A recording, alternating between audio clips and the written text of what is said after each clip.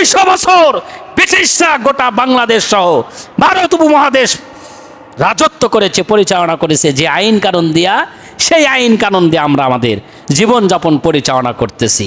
এটা আপনাদের কষ্ট হয় না? আমার অনেক কষ্ট হয়।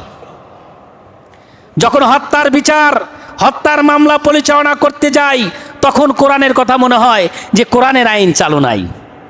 জজ সাহেবের সামনে দাঁড়ায়া বুক ফুলে কোরআনের একটা আইন আয়াত বলবো, এটা কোনো এখতিয়ারে আসে না।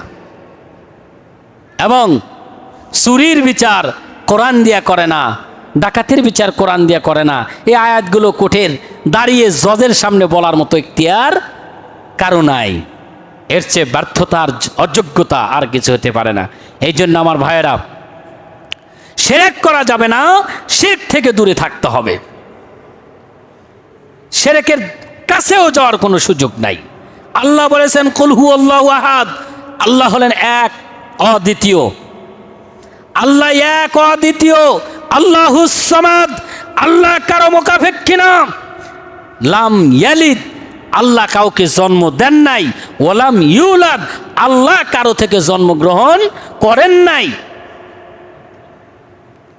ওয়ালাম ইয়াকুল লাহু কুফুয়ান আহাদ, আর আল্লাহর সমকক্ষ কেউ হতে পারবে না।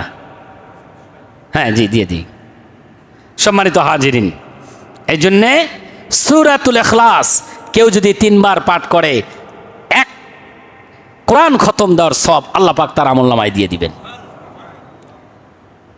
কেউ যদি কোরআন খতম করে প্রতিদিন ঘুমাতে চায়, সেজন্য সূরাতুল ইখলাস প্রতিদিন শোয়ার পূর্বে 3 বার তেলাওয়াত করে ঘুমিয়ে যায়। কোরআন খতম করার সব আল্লাহ তার আমলনামায় দিয়ে দিবেন। সূরাতুল ইয়াসিন কেউ যদি সকালে পড়ে, 10 বার কোরআন খতম করলে যে সব আল্লাহ তার আমলনামায় দিয়ে দিবেন। এরকম প্রত্যেকটি সূরার ফজিলত আছে, এগুলো আমাদের জেনে আমল করা উচিত। আমার আজকের আলোচনার উদ্দেশ্য ছিল শিরক করা যাবে না, শিরকের ধারে কাছেও যাওয়া যাবে না। আল্লাহ তাহলে মাফ করবেন না। আশা করি আপনারা বিষয়টি বুঝতে পেরেছেন। আল্লাহ রাব্বুল আলামিন আমাদেরকে শিরক থেকে বাঁচার তৌফিক দান করুন।